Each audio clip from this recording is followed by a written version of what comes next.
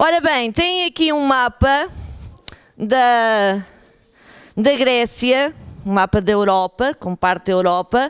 Tem aqui a bota de Itália, não é? Com a Sicília. Tem aqui a Grécia continental e as ilhas, são 200 e tal ilhas, e são hoje uma forte atração turística, como sabem, e tem aqui a parte que hoje consideramos que faz parte da Turquia, não é? Se não me engano, ou penso eu, com uma série de localidades. Ora, o que nós aqui temos é a apresentação do que era a Grécia Antiga. Portanto, a Grécia Antiga tinha esta parte continental, com Esparta, Micena, Atenas, cidades-estado fundamentais. Depois tinha ainda aqui uma série de pontos situados na que é hoje a Itália, e tinha aqui nesta costa oriental também uma série de localidades que inclusivamente têm aqui a designação de diferentes filósofos antigos. Por exemplo, de Mileto eram o Tales, o Anaximandro e o Anaxímenes, filósofos que estudaram sobre a origem do universo. De Éfaso era Heraclito. Depois temos o Anaxágoras. Temos o Demócrito, que era aqui desta zona da Abdera. Temos o Sócrates e o Platão de Atenas. O Pitágoras, também muito conhecido como um excelente matemático, de Crotona. Tem aqui uma representação que é representativa de uma realidade da filosofia antiga e da Grécia Antiga, que é a pitonisa, o orago. Ou seja, havia muito a tendência na época, e hoje as pessoas também, algumas ainda têm essa tendência, de ir ao orago, ao adivinho, para ele dizer qual seria o destino. Quando as pessoas tinham uma decisão importante nas suas vidas, sobre o amor, sobre a guerra, por exemplo, consultavam o orago, e o orago dizia mais ou menos, dava conselhos, dizia: olha, vai acontecer isto, tem cuidado, etc. Ora bem, então tudo começa...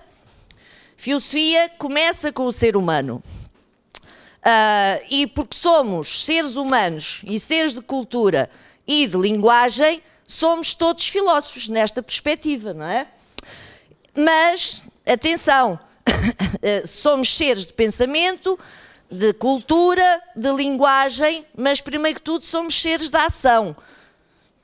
Portanto, no séculos IV e III a.C., no Vale do Nilo e da Mesopotâmia, dão-se desenvolvimentos tecnológicos muito importantes. Isto é um bocadinho agora da história da civilização.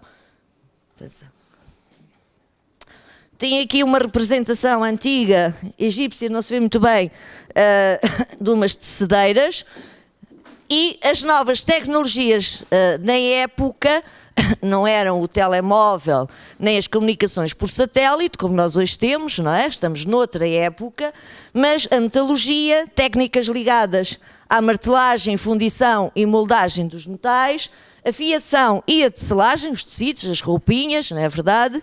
A cerâmica, porque já estamos numa fase em que os alimentos são cozinhados, já há uma gastronomia, uma cozinha elaborada, e todas as técnicas ligadas à agricultura, que ainda hoje é, digamos, uma área fundamental da nossa sobrevivência e do nosso desenvolvimento. Assim como a escrita.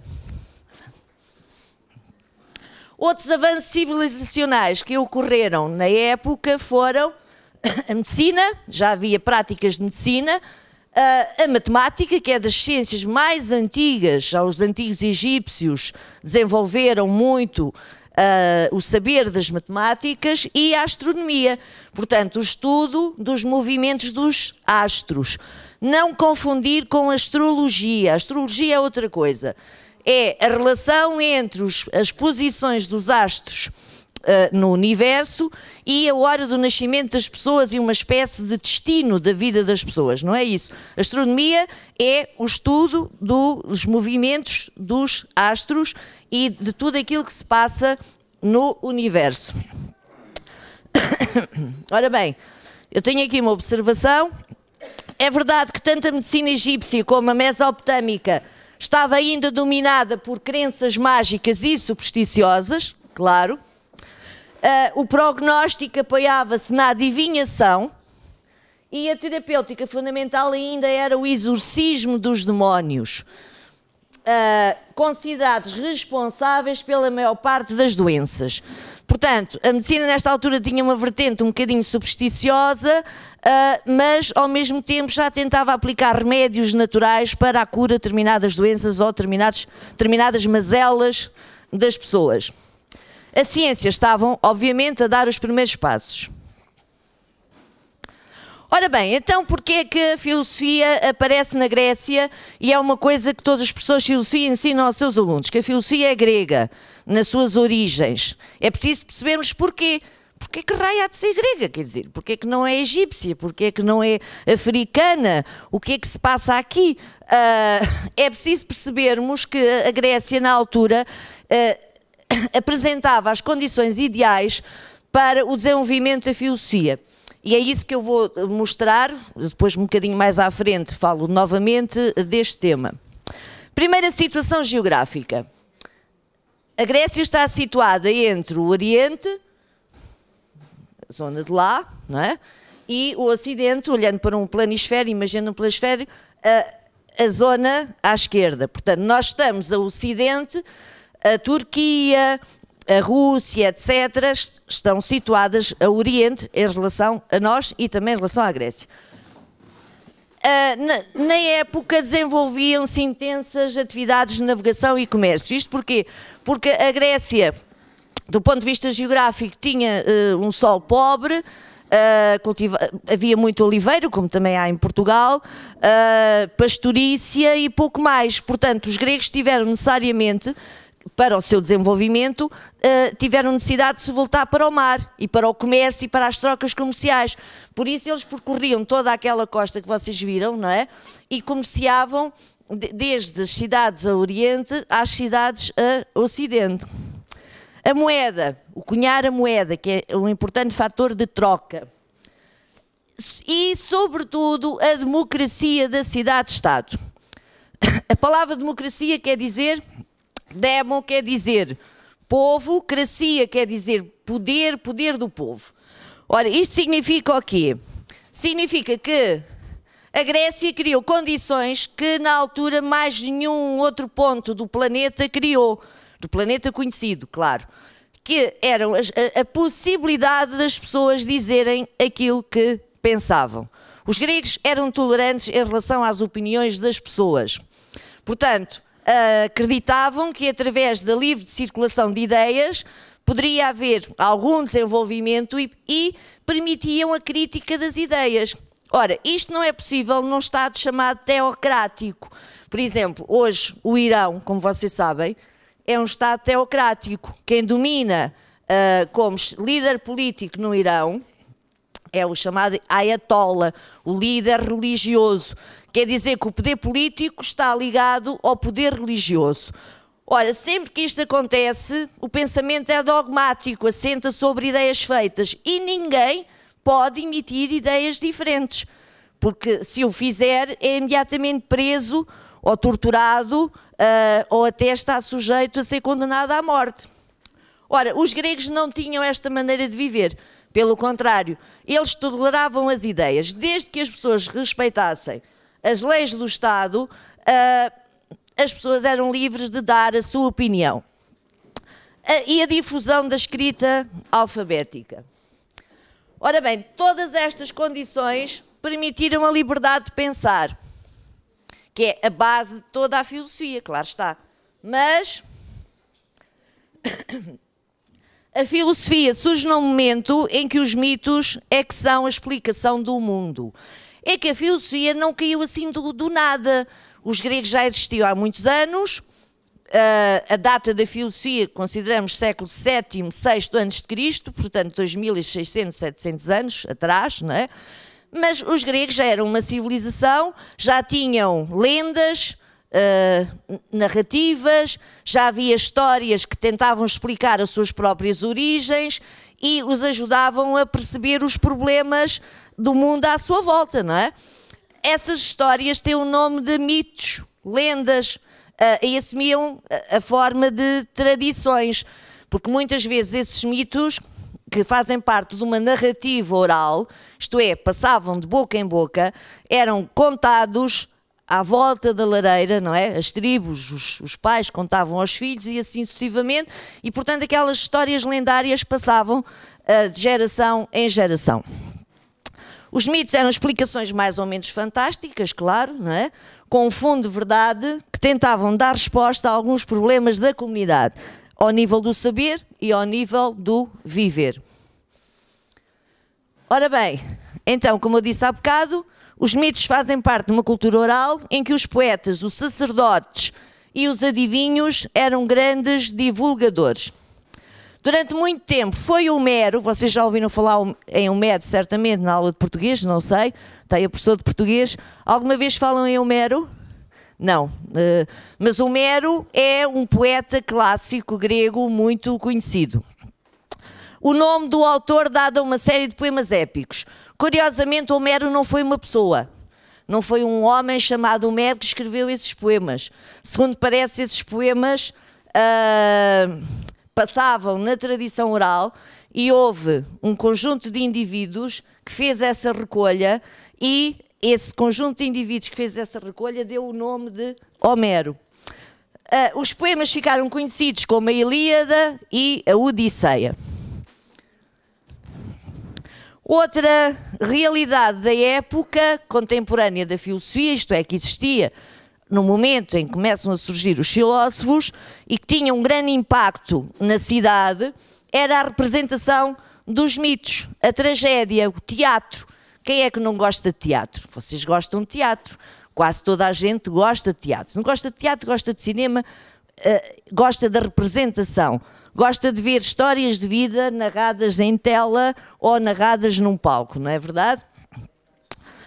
O teatro e o género chamado tragédia constitui para os gregos da época e ainda para nós hoje o palco da cidade, não é? Portanto, todos os problemas dos humanos e da cidade eram representados nesse palco. Pode começar. Tem aqui uma imagem do que era um teatro grego. Nós temos também ali em Mérida um teatro deste género, aliás, a representação do teatro grego e romano, que os romanos depois imitaram, não é? Existem vários pontos da Europa e do Norte da África. Curiosamente, estes teatros que eram ao ar livre tinham condições acústicas fantásticas. Nós podemos imaginar, é ao ar livre, se calhar ouvia-se mal o que os atores diziam. Mas não, tem aqui o anfiteatro, não é? As pessoas sentavam-se aqui, a representação era lá embaixo. E eles conseguiram construir de maneira que uma pessoa do público, sentada cá em cima, num ponto mais alto, consegue ouvir lindamente o que se passa lá embaixo, o que dizem os atores. Ora, o herói trágico. Quem é o herói trágico? É aquele que vive o dilema de ter de escolher. A necessidade que temos de escolher é algo que acontece também nas nossas vidas. Pode não ser trágica, não é? Mas todos nós somos confrontados no nosso dia-a-dia e em certas etapas da nossa vida com a necessidade de escolhermos, de fazermos escolhas. E isso é importante. Ora bem, escolher entre o quê? Entre os seus interesses pessoais, o amor, o poder e a honra e os interesses da cidade, do bem comum. Ou ainda entre os interesses dos deuses e a necessidade de obedecer um destino. Nós, se acreditarmos que temos cá um destino que guia as nossas vidas, como que agimos para cumprir esse fim trágico, não é? Ou então acreditamos que somos mais fortes e que podemos honrar o bem comum, ir buscar outros valores, não é? Ir buscar outros valores. Continua, se faz favor. Eu apresento aqui um caso que é muito conhecido, que é o caso de Édipo. Édipo tinha sido vaticinado pelos deuses, ainda antes de nascer, no sentido de, enfim, de um destino trágico. A mãe de Édipo, Jocasta, consultou um oráculo quando estava grávida para saber o que é que iria acontecer ao seu filho, e o oráculo disse-lhe: olha, vai acontecer uma tragédia muito grande porque é provável que o seu filho vá matar o pai, o próprio pai. E a rainha Jocasta, coitada, ficou aflitíssima, e então o que é que resolve? Resolve dar o Édipo à adoção. Eu quero dizer que há muitas versões de Édipo. Portanto, eu estou a contar a história de maneira mais simples. Deu o Édipo, mandou, quando ele nasceu, para uma outra terra bem longe do reino, e um casal criou Édipo. Entretanto, o Édipo cresce, não é? E resolve partir, como qualquer jovem, quer ir um bocado à aventura e ganhar a sua autonomia.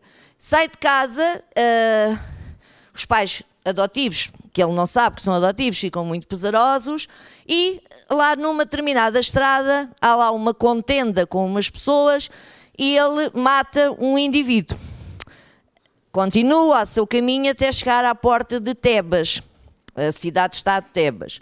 E a cidade-estado estava a ser ameaçada por uma série de males, enfim, de coisas más que aconteciam e que prejudicavam a vida dos cidadãos. E ainda por cima havia para lá uma esfinge à porta de Tebas, uma figura meio humana, meio animal, que colocava sempre aquela adivinha a todos os que queriam entrar na cidade. Qual é o animal que, quando nasce, anda nas 4 patas, quando cresce, anda nas 2 e quando vai para a velhice, caminha em 3? É o homem, obviamente. As pessoas que não adivinhavam eram mortas pelas esfinge. Bom, Édipo resolveu o enigma, entrou na cidade, toda a gente gostou do Édipo, aclamaram-no, ele enamora-se da rainha e o povo achou que o casamento que era ótimo. E ele casa com Jocasta. Ora bem, ele não sabe que está a casar com a sua própria mãe, não é? Passo para o outro. Não sabe que tinha morto o seu pai no caminho, o rei Creonte, e não sabe que estava a casar com a sua mãe, de quem vai ter filhos. Ora bem, um dia mais tarde, há outros acontecimentos que dão lugar ao aparecimento de boatos e de uma crença de que a cidade está novamente a ser ameaçada porque alguém assassinou, houve um homem responsável, que foi o homem que assassinou o rei Creonte. A investigação continua e chegam à conclusão que, afinal, Édipo, casado com a rainha Jocasta, foi quem assassinou o rei Creonte. Édipo era filho do rei Creonte e casou com a mãe de quem teve, por sua vez, filhos. Ora, a tragédia dá-se, não é? E, sobretudo, o que o mito de Édipo procura mostrar é que o homem apenas aprende sofrendo à custa dos seus erros e das desgraças que eles acarretam consigo. A história termina com a rainha Jocasta a suicidar-se, o Édipo a ferir os próprios olhos, ficou cego, e uma das filhas a acompanhá-lo por esse caminho fora, não é? Porque ele foi expulso da cidade e com toda aquela vergonha em cima. Continuo. Tem aqui uma imagem de um ator numa representação de um teatro, com os olhos todos pintados, a simular Édipo. Curiosamente, neste momento em Lisboa também a peça Édipo está em cena, numa outra versão um bocadinho mais moderna, mas está a ser representado o Édipo em Lisboa. Continuo. Ora bem, então onde é que aparece o filósofo no meio disto tudo? Na figura do pensador, que de um modo calmo e distanciado vai mais além do herói trágico na atitude, mas que coloca as mesmas questões, a saber, o problema do bem e do mal, o problema da verdade e da aparência. O que é verdade, o que é a aparência? Há pessoas que confundem a aparência com a verdade, não é? Se calhar até nós próprios confundimos muitas vezes as aparências com a verdade. Do saber e da ignorância. O que é o verdadeiro conhecimento? Até que ponto é que somos verdadeiramente ignorantes?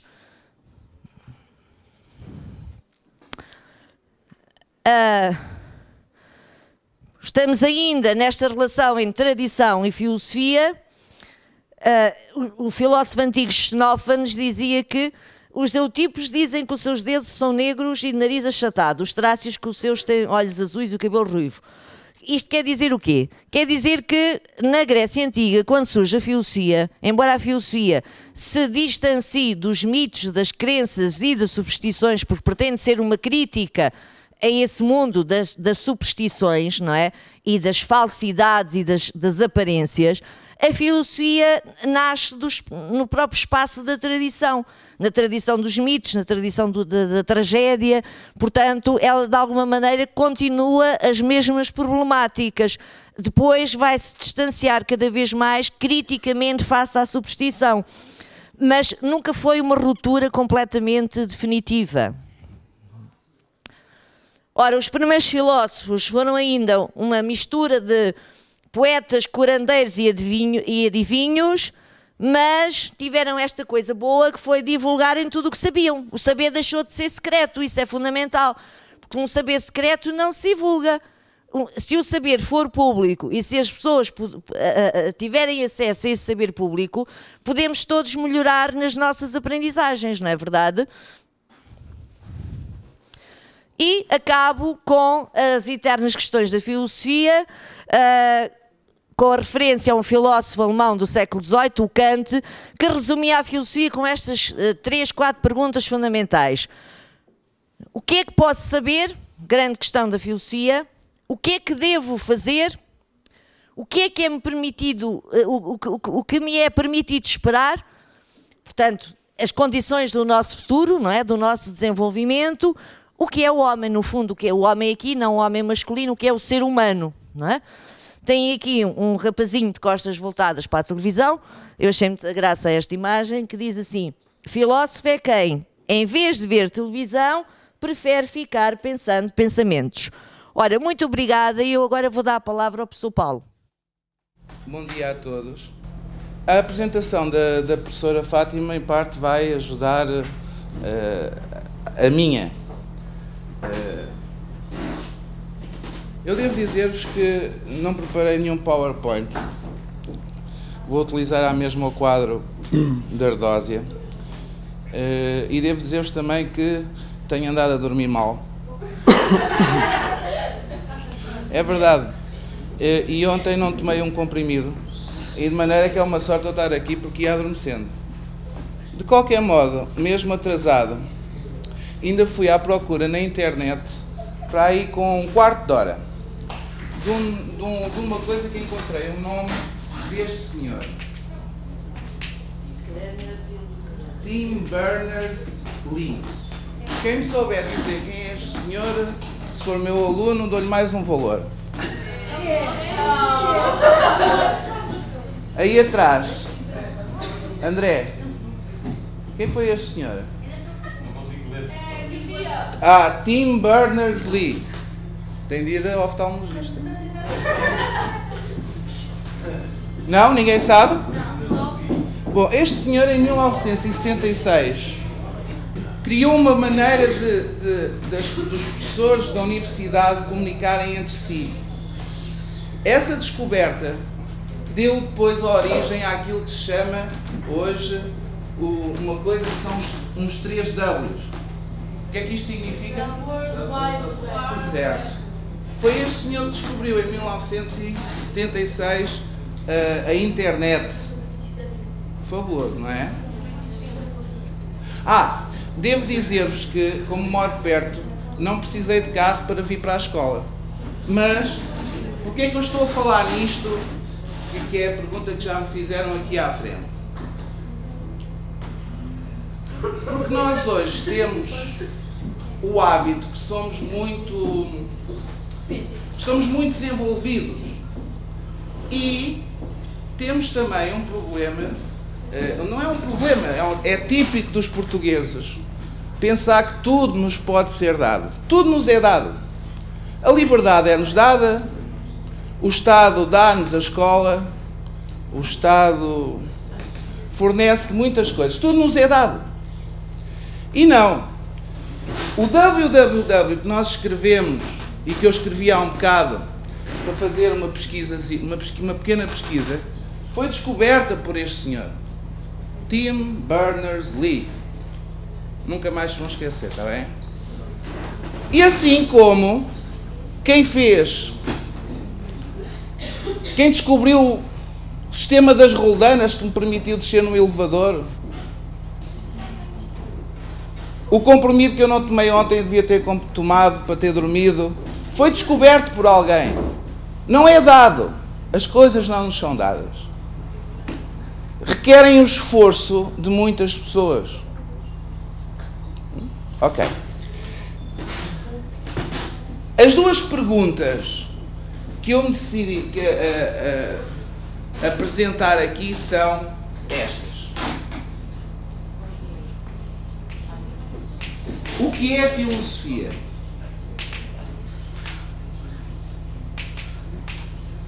E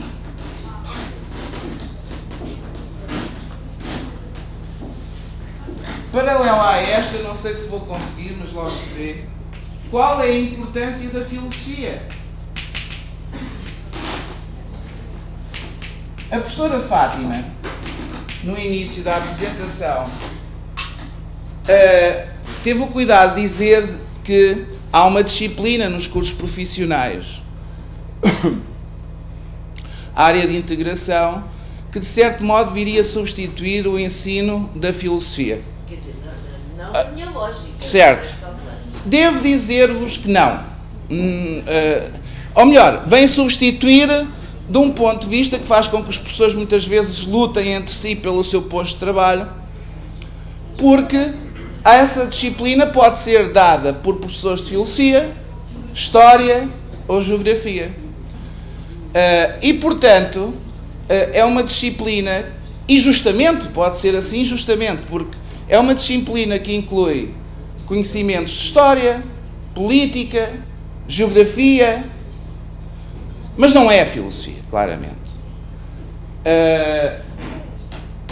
Em relação ao que é a filosofia, e daí a tomada da iniciativa da professora Fátima, movida por vós, ao que sei, muitas pessoas perguntam, olha, a mim também já me fizeram essa pergunta, e foi assim que surgiu a ideia da professora Fátima, eu decidi pedir que ficasse com este tema do que é a filosofia.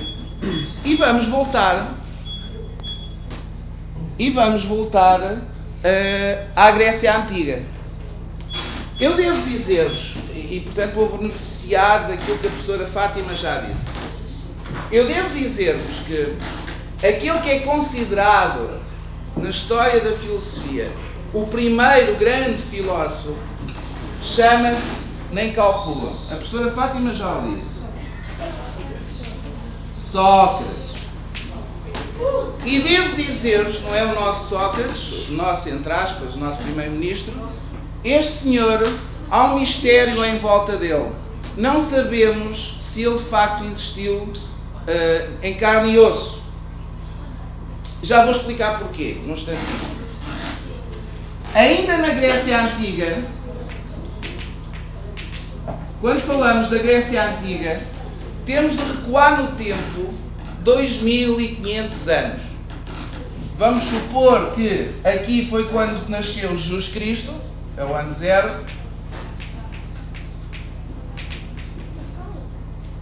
Nascimento de Jesus Cristo, e portanto temos de recuar no tempo até Sócrates, cerca de 500 anos antes de Jesus Cristo ter nascido. E na Grécia Antiga, ainda contemporâneos de Sócrates, existiram outros grandes filósofos.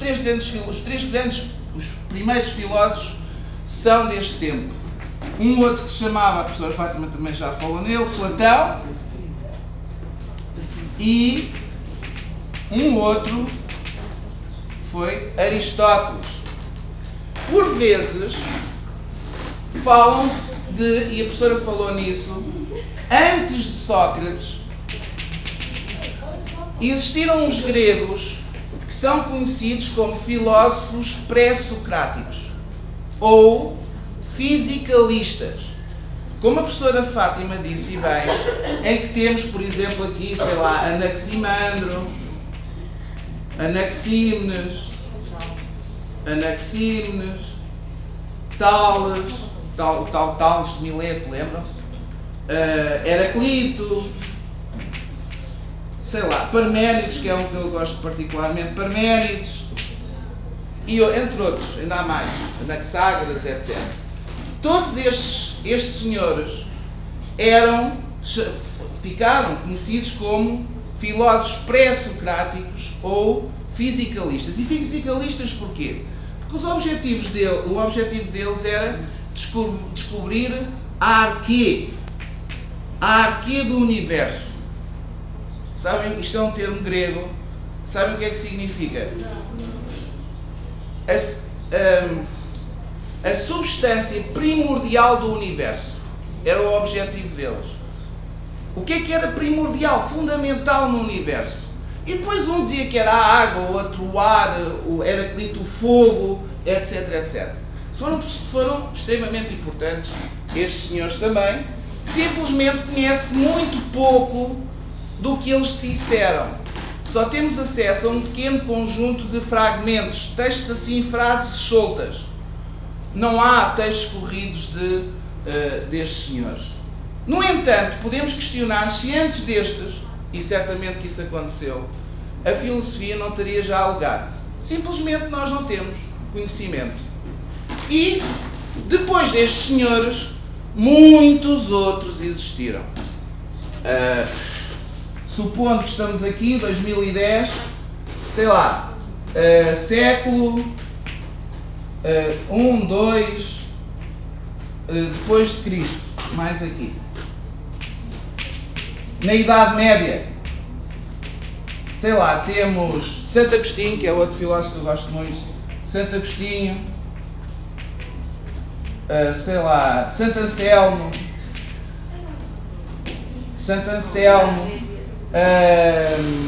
ajudem-me,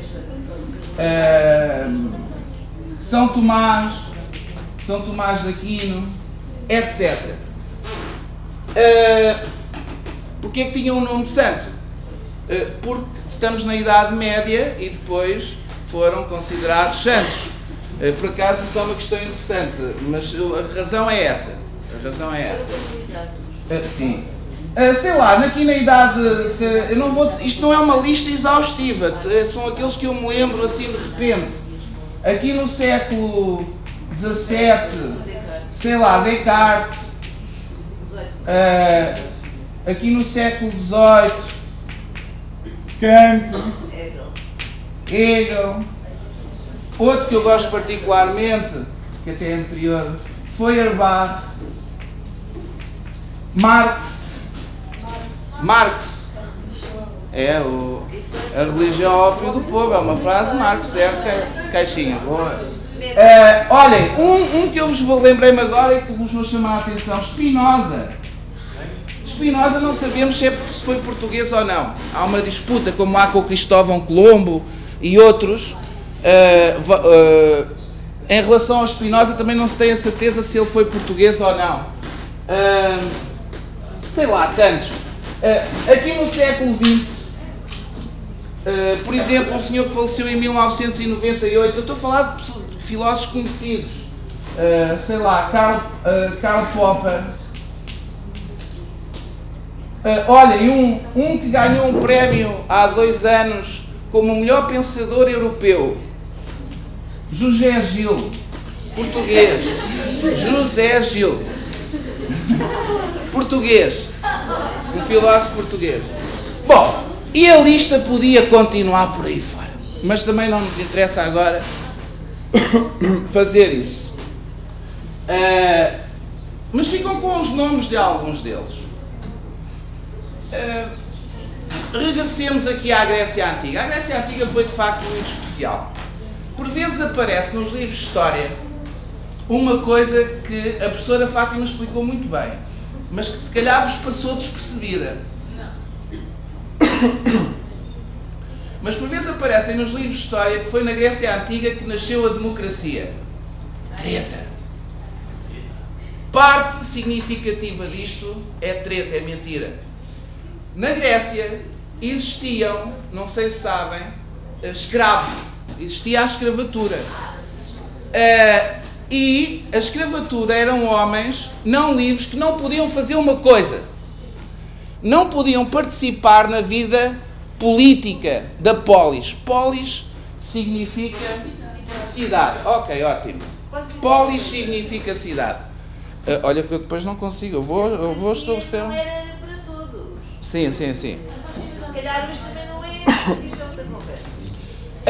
E quando hoje nós utilizamos o termo democracia, utilizamos no sentido que quem nos representa politicamente foi eleito livremente pelo povo. É o povo que elege livremente quem nos representa politicamente. E por isso falamos de Estados democráticos por oposição a Estados não democráticos. Bom, só mais uma coisa. Na Grécia as mulheres também não podiam participar na política. Para além dos escravos, que podiam ser de ambos os sexos, as mulheres. E não sei se sabem, porque às vezes endeusam-se estes filósofos. Um dos defensores de que os escravos e as mulheres não deviam participar na vida política, sabem quem foi? Aristóteles. Aristóteles defendeu isto. Agora, há uma coisa que a professora Fátima disse e que vos relembro. Foi na Grécia Antiga que nasceu algo que é fundamental nas nossas democracias atuais, que foi a importância de discutir publicamente, por exemplo, naquele espaço que viram aqui, aquele anfiteatro grande, viram esse slide, de discutir publicamente os assuntos da polis, da cidade. Quem deve governar? Devemos ou não entrar em guerra? Como é que vamos combater uma crise? E isso é algo que ainda hoje está presente. E os gregos, enfim, faziam isso com base em argumentos. Trocavam ideias com base em argumentos. Defendiam ideias com base em razões. Não devemos combater a crise assim porque está A, B, C, D, F. E depois, eu não concordo porque... Estão a perceber? Bom.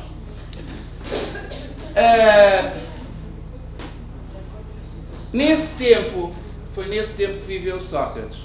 Sócrates foi condenado por um tribunal à morte. É verdade. E foi por um tribunal de muitos juízes, 200 e tal juízes. E todos eles disseram: esse senhor deve morrer.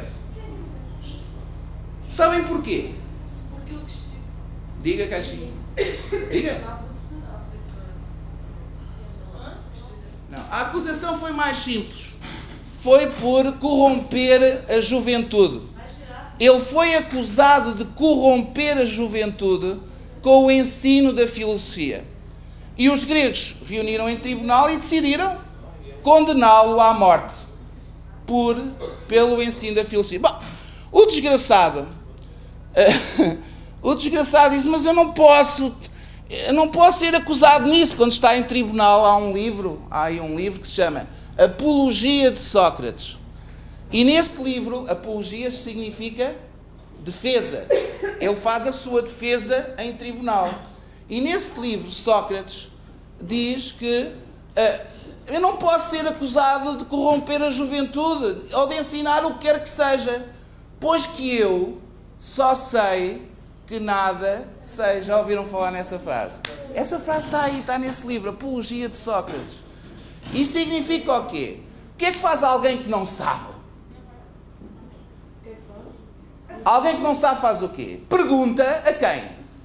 A quem sabe, não é? Eu, se não sei que horas são, vou perguntar a alguém que sabe as horas. Olha, diga-me lá as horas. E era o que Sócrates fazia. Sócrates interessava-se por questões muito interessantes, como, por exemplo, para ele, que era o que é a beleza? O que é a justiça? O que é certo? O que é errado? Qual é o sentido da vida? Será que há vida depois da morte? E então perguntava a quem se dizia que sabia dessas coisas. Enfim, o facto de ele andar ali na rua a fazer estas perguntas estranhas levou, na altura, na Grécia Antiga, havia uma classe extremamente poderosa, que era a classe dos sofistas. Não sei se também já ouviram falar. Os sofistas eram professores de retórica. Enfim, talvez por essa razão, não é surfistas. Surfistas é aqueles que andam na prancha. Sofistas. Talvez por essa razão, por ter posto em causa essa... Mas isto é uma especulação. Mas morreu na prisão, com cicutas, creio. Bom.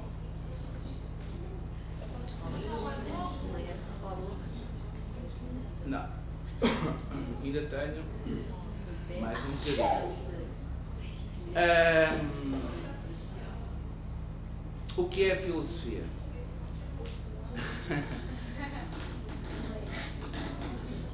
É algo extremamente... reparem. Sócrates nunca escreveu nada na vida. Por isso é que não sabemos se ele existiu em carne e osso.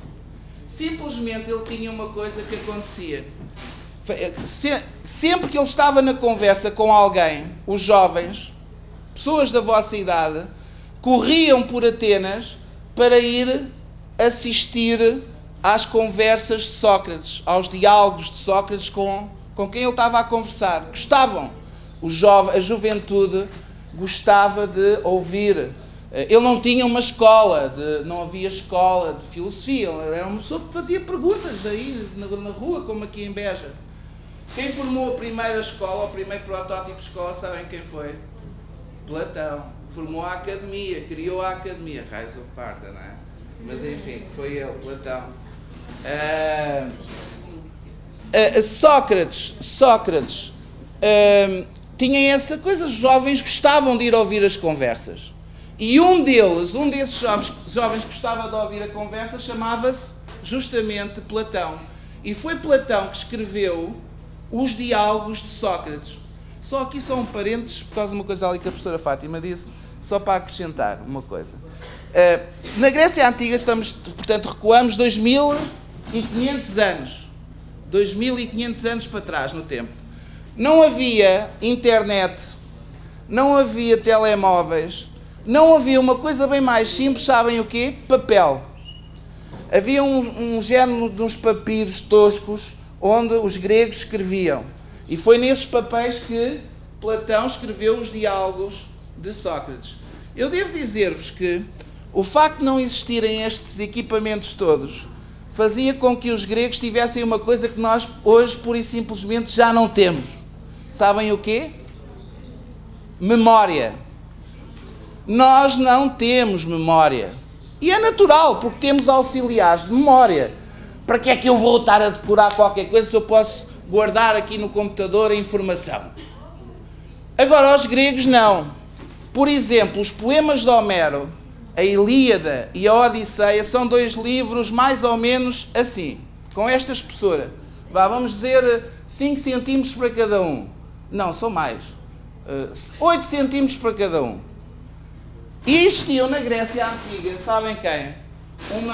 Uns senhores que se chamavam rapesodos. Sabem o que são os rapesodos? Isto é fabuloso. Não sabem? Não. Os rapesodos eram homens que andavam de terra em terra a dizer de cor os poemas de Homero. De cor. Portanto, 8 centímetros de cada de informação estava na cabeça desta. E depois as pessoas reuniam-se para ouvir. Não havia televisão, não é? Nem rádio, nem nada disso. Bom, desculpa, mas isto foi um à parte. Deixem-me só apagar aqui. Aquilo que ficou combinado é que eu iria então explicar uma coisa que é a alegoria da caverna. Enfim, não enlouqueci, está relacionado com o que eu estou a dizer.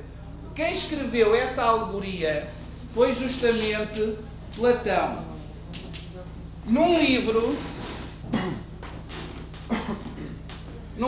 que está aqui disponível na biblioteca, que se chama A República. A República. Devo dizer que isto tem uma letra muito miudinha. A minha edição é maior. Tem uma letra pequenina, mas chama-se República. República. E na República, e na República há um dos livros, ele é constituído por vários livros, que é o livro 7. Há dois personagens que estão em diálogo. Um deles é Glaucon. E Glaucon está a conversar, está em diálogo com, justamente, é sempre o personagem que aparece nos livros de Platão, nos diálogos, Sócrates. E a dada altura, Sócrates, eles estão lá na conversa, eu vou passar isto para aqui, o livro 7. Se quiserem ler, está no livro 7 da República. Não, é muito giro. Eu vou-vos contar a história. Neste livro, no livro 7, Sócrates propõe uma alegoria a Glaucon. Alguém sabe o que é uma alegoria? Não é alegria, alegria. Alguém sabe o que é uma alegoria? Não adormeça já, calma, só mais um bocadinho. Marisa. Uma alegoria é um estilo literário que tem uma particularidade. Tudo o que aparece nessa história imaginada, fictícia, tem um significado preciso na realidade. Tudo. Desde as coisas mais pequeninas às maiores, tudo tem um significado na realidade. Está ali a professora Guilhermina, ela sabe, pronto. Tudo tem um significado, tudo o que aparece nessa história tem um significado na realidade. Bom, e então, a alegoria consta disto. Sócrates vira-se para Glaucon e diz-lhe: imagina, isto é quase dito, enfim, é uma história que eu gosto, que eu sei de cor, não é preciso lermos. Imagina uma caverna. Portanto, considerem isto uma caverna. Imaginem dentro dessa caverna um conjunto de homens.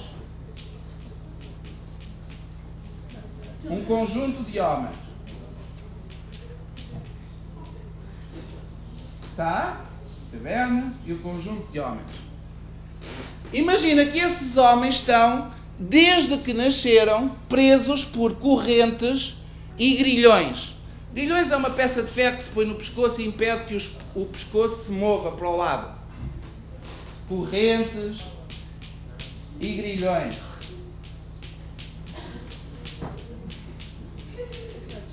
Imagina, atrás desses homens, esses homens estão virados para a parede do fundo da caverna. Imagina, atrás desses homens, um muro. Qualquer coisa como isto. Um muro. E atrás desse muro, outros homens que transportam à cabeça todo o tipo de objetos. Mesas, cadeiras, carros, casas, todo o tipo de objetos. Estão aqui? Sim. Mas imaginem, atualmente. Bilhas com azeite. Sim, mas imaginem atualmente. A história é contada. Eu agora estou a fazer de Sócrates, está bem? A história é contada agora. E eles transportam à cabeça todo o tipo de objetos. Todo o tipo, todo.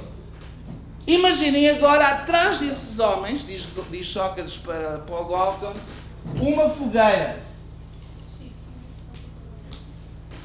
O que é que acontece? A fogueira, quando projeta a luz, a sombra dos homens fica na parede e os objetos que eles transportam à cabeça, que está acima da parede, é projetada no fundo da mesma. Que é o que estes homens, como é óbvio, veem desde que nasceram. Bom, continua Sócrates. Imagina agora, Glaucon, que um desses homens com muito custo se consegue libertar das correntes e dos grilhões. Consegue-se libertar das correntes e dos grilhões. E, tomem nota disto, cheio de dores, consegue virar-se. Olha para o muro, consegue ultrapassar o muro. Vê estes homens, vê esta fogueira e, a dada altura, consegue uma saída para fora da caverna. Quando chega cá fora, esse homem fica espantado. Vê coisas maravilhosas. Vê um rio, vê árvores e vê uma coisa que lhe chamou especial atenção, que foi o sol. Porque quando ele olhou para o sol, ele ficou momentaneamente cego. Esse homem, maravilhado com aquilo tudo, decide regressar para dentro da caverna junto dos seus companheiros. E a alegoria acaba assim. Não achas que esses homens, se o pudessem matar, não o matariam? E a resposta de Glaucon é: matariam com certeza. E é isto a alegoria. Bom, o que é a filosofia? Sim, o que é a filosofia? Só mais um bocadinho. Agora tenho que explicar isto, senão agora não. Uma alegoria é uma história fictícia em que tudo o que aparece na história tem um significado preciso na realidade. Corresponde a algo agora, aqui, agora. Devo dizer-vos o seguinte: quem são estes homens? Respondam-me vocês. Correspondência na realidade. É uma alegoria. Humanidade. Certo, somos nós. É a humanidade. Somos nós. O que é que são estas correntes e estes grilhões? São todas aquelas crenças que nós nunca pensámos nelas. É tudo aquilo em que acreditamos, mas nunca pensámos no assunto. Acreditamos nisto, mas nunca pensámos no assunto. São as nossas crenças não pensadas. Muitas delas, como diz a caixinha muito bem, preconceitos e dogmas. Coisas que não têm fundamento nenhum. Mas nós acreditamos, porque nunca pensámos naquilo. Quem são estes homens? Desculpem. Estas sombras projetadas na parede da caverna, que é o que os homens... olhem, aqui já me enganei. Reparem, para isto bater certo, é isto. Estas sombras é que são aquilo que os homens acreditam. Portanto, as crenças têm que estar aqui. E os correntes e os grilhões, sim, como disse a caixinha e bem, seriam os preconceitos. É aquilo que nos prende a essas crenças. Um preconceito, por exemplo, vocês já devem ter estudado mesmo noutras disciplinas. Há coisas em que nós acreditamos que não têm fundamento. Aí chama-se preconceito. Os alentejanos são preguiçosos. Justamente. Por exemplo, a fogueira, sabem o que é que significa a fogueira? O que é que explica estas crenças? É a luz da fogueira. É o domínio da ciência. É o que explica as coisas em que acreditamos. Isto aqui é muito interessante. É o que dá explicações para aquilo em que acreditamos. O mundo cá fora, se nós perguntarmos, é um mundo mais ou menos verdadeiro do que o dentro da caverna? Mais verdadeiro. Deste mundo há uma coisa que tem um significado preciso, que é o sol. Sabem o que é que significa o sol? A verdade. Exatamente. Reparem numa coisa, meninos. É o grande objetivo da filosofia, é a verdade. E agora, como é que o homem se liberta dos preconceitos e dos grilhões? Como é que acham que ele o faz? Questionando, certo? Mais? Criticando, certo? Ele consegue libertar-se pensando, pensamento crítico. É através do pensamento crítico que se consegue. Porquê é que aquilo provoca dor? Lembram-se da dor?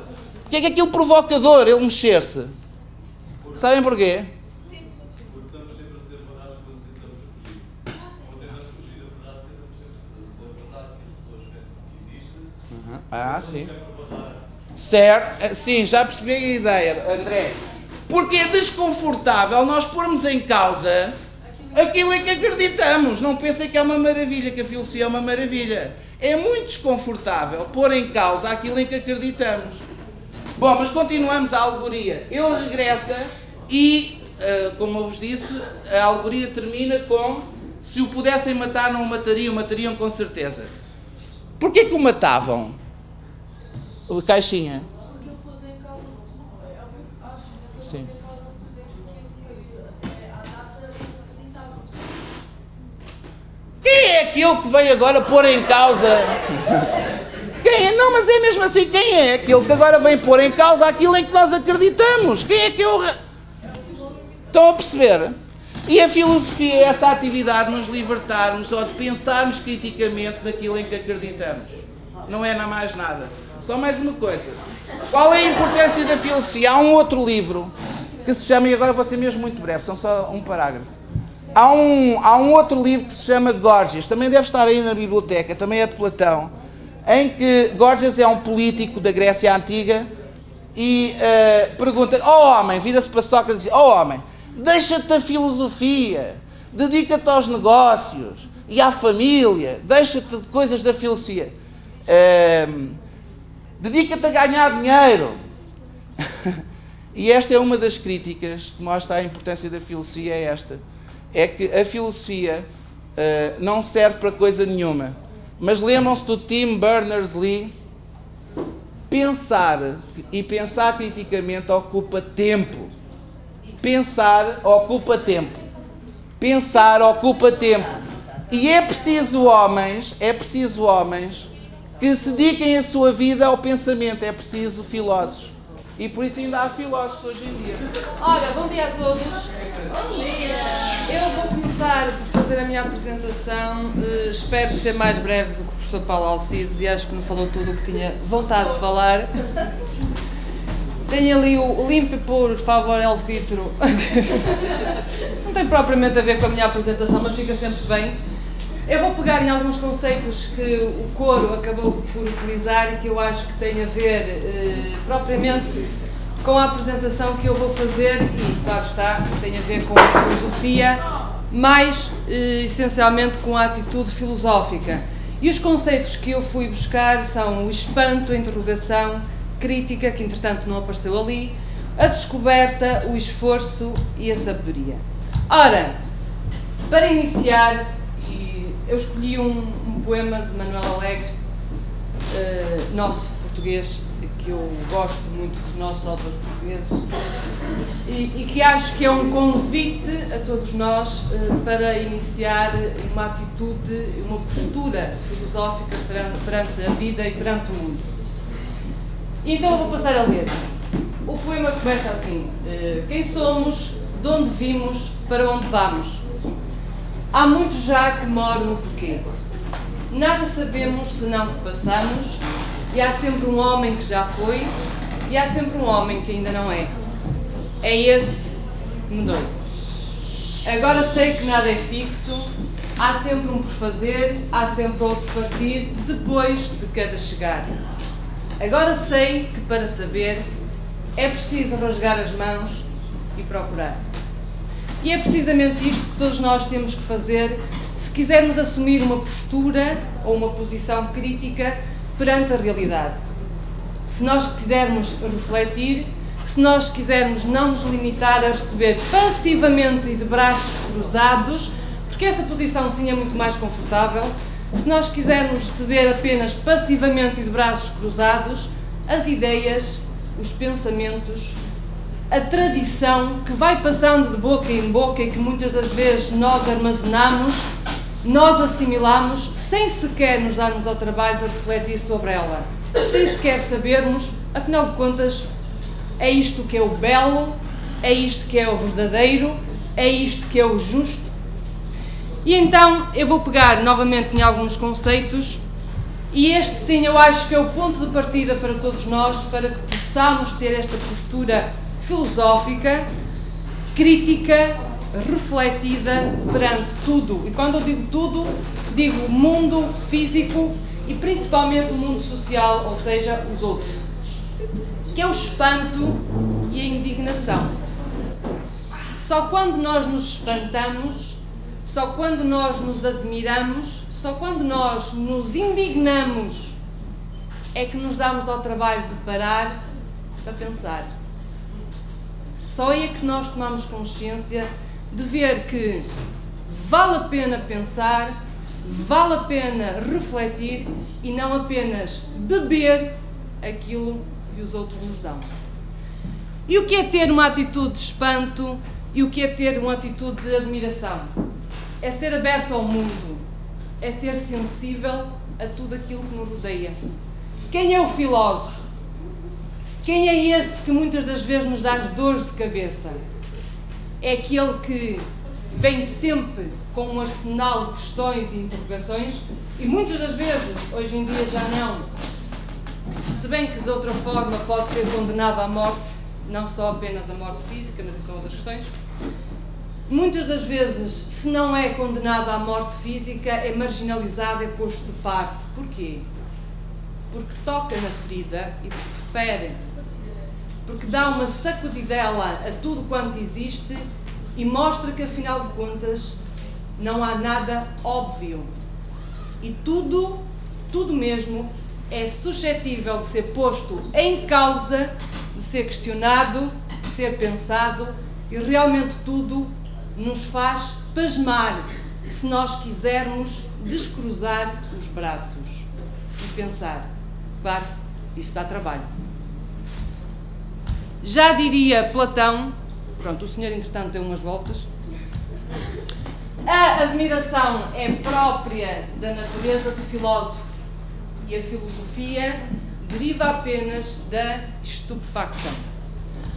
Ora, por outro lado, nós podemos ver a filosofia como uma busca, uma descoberta. O filósofo é aquele que insistentemente e persistentemente procura o saber.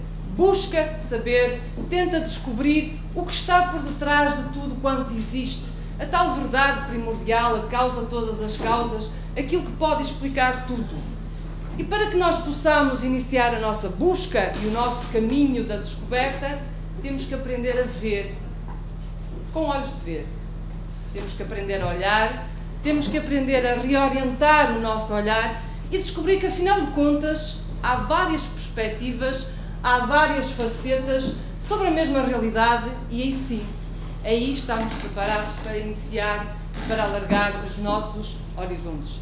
Como diz ali embaixo, o filósofo procura a verdade radical por detrás de tudo quanto existe, a essência, a tal arquê que falava o professor Paulo Alcides, ou Paulo Ramalho, conforme vocês quiserem. Já dizia Francis Bacon, pensador filósofo do século XVI, não há nada que faça o homem suspeitar tanto como o facto de saber pouco. Só quando nós sabemos apenas que nada sabemos, quem foi que disse isto? Sócrates. Só quando nós sabemos que só sabemos que nada sabemos é que nós temos vontade e é que temos força suficiente para iniciar a busca. Porque aqueles que pensam que tudo sabem, estes sim mantêm os braços cruzados. E depois o que é que nós temos aí? Preconceitos e dogmas. Nada mais. Busca, descoberta, caminhar para quê? Aquilo que todos nós devemos fazer. Todos, sem exceção. Busca sabedoria. O filósofo é aquele que ama o saber, busca o saber e por isso mesmo é que vai à procura interminantemente da verdade radical por trás de tudo quanto existe e está constantemente a fazer um conjunto de questões, tanto que em filosofia são muito mais importantes as questões do que propriamente as respostas, e sempre que o filósofo continua ou consegue encontrar alguma resposta, as respostas é o ponto de partida para novas e imensas questões. Portanto, o filósofo é o eterno insatisfeito, ávido de saber, ávido de sabedoria, e ele tem um caminhar infinito, sem fim, interminável. É a busca da orientação para a nossa existência. com a nossa atitude filosófica, com a nossa postura refletida e crítica, nós temos que procurar construir o nosso projeto de vida. Descobrir aquilo que somos e quem somos. Mas um projeto de vida baseado na razão e no pensamento. Busca, essencialmente, de uma construção de nós próprios. É cada um de nós que tem a tarefa de se construir. Claro que, mais uma vez, assumir o seu próprio projeto e processo de construção também dá trabalho. É mais fácil, muito mais cómodo e muito menos angustiante, talvez entregar-lhe nas mãos dos outros. Não é? Por isso mesmo, a filosofia é o tal questionar. É o questionar, é o problematizar, é o criticar, que o Coro falou inicialmente. É o terreno das interrogações mais radicais, que vão além das aparências, que vão além de tudo o que é superficial e tentam procurar a verdade de tudo, por detrás de tudo quanto existe. As questões que também foram avançadas pela professora Fátima estão ali.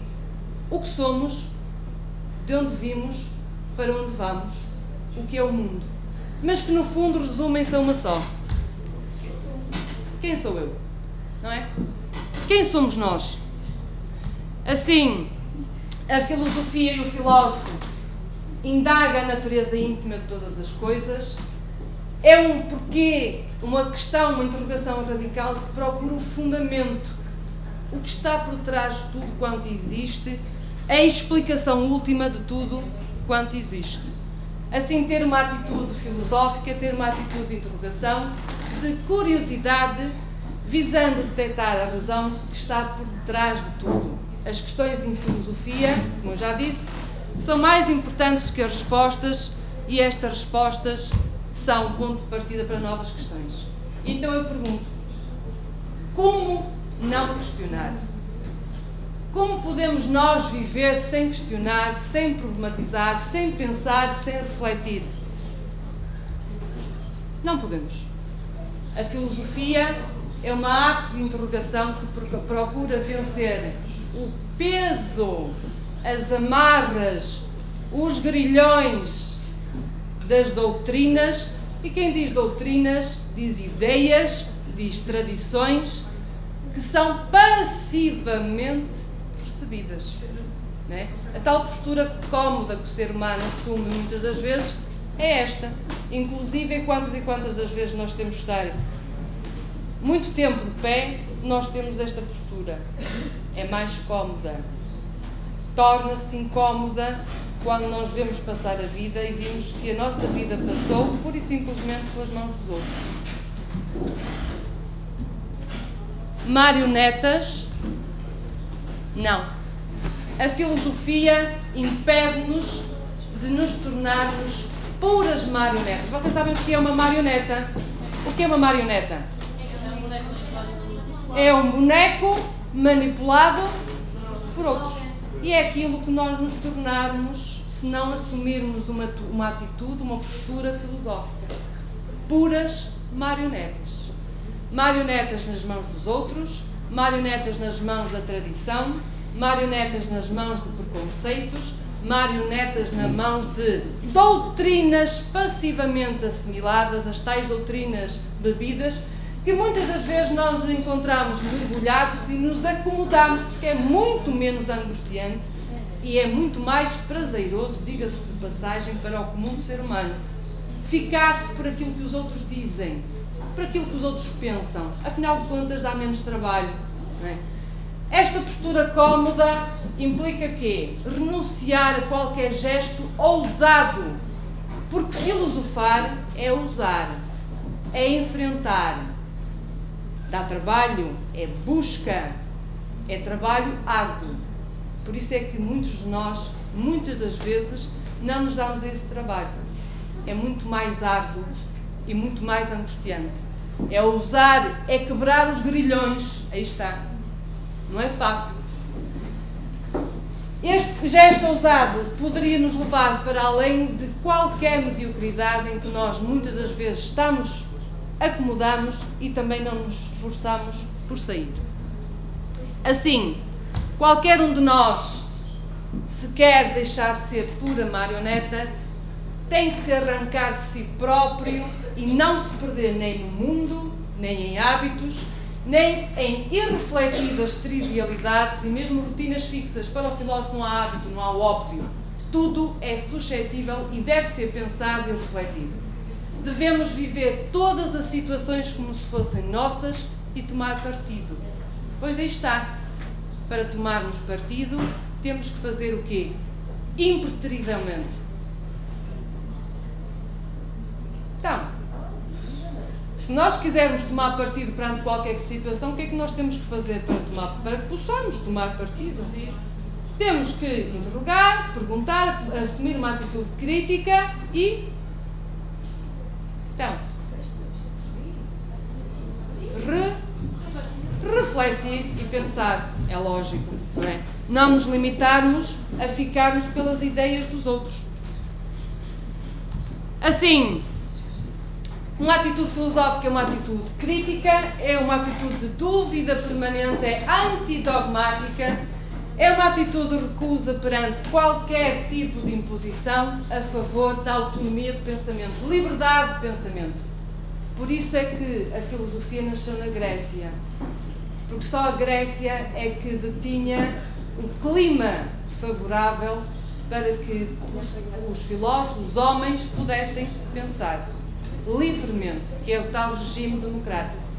No fundo, assumir uma atitude filosófica é o tal confrontar para onde vamos com o para onde queremos ir.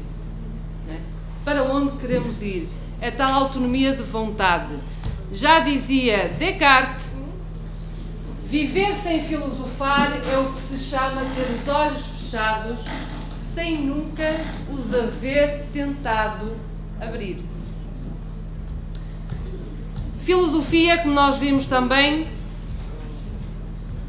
é pensar, é refletir, é termos dúvida acerca daquilo que nós vemos e o modo como vemos, é desconfiar de nós próprios e mesmo dos outros, é caminhar sem saber para onde se vai e mesmo o que é que se vai ganhar com isso, mas também, no fundo, a filosofia é o amor ao saber, pura e simplesmente pelo saber. É um amor desinteressado. Já dizia Francis Bacon, não aparece ali o nome, mas vai já aparecer, a dúvida é a escola da verdade. Quem não quer pensar é fanático. Esta é a minha predileta. Quem não quer pensar é fanático. Quem não pode pensar, idiota. Quem não ousa pensar, cobarde. Provavelmente a atitude mais cómoda perante a vida. Não quer dizer que seja a mais correta. Assim, ter uma atitude filosófica é ser livre, tanto para pensar como para agir de acordo com aquilo que se pensa, é dizer não, recusar as ideias que são dos outros e apenas assumi-las depois de ter refletido, depois de ter pensado sobre elas. É tal peneira, o tal crivo, não é? Separar o trigo do joio, é ter uma posição, uma postura racionalizada perante a realidade. No fundo, a filosofia, mais do que uma disciplina, mais do que um trabalho, é um jogo, é o prazer de pensar livremente. Como já disse Aristóteles, o sábio nunca diz tudo o que pensa, mas pensa sempre tudo o que diz, não é? Ora, claro está, perante isto,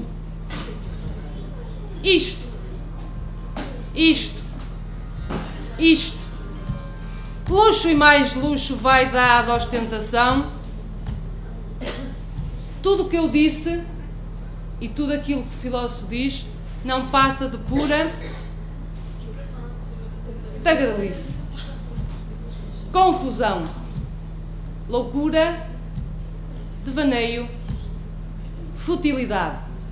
E aí sim, perante isto, o filósofo, todos nós enquanto filósofos, enquanto assumirmos esta tal postura crítica, aí, inevitavelmente, nós temos que viver na solidão. Esta é a minha apresentação.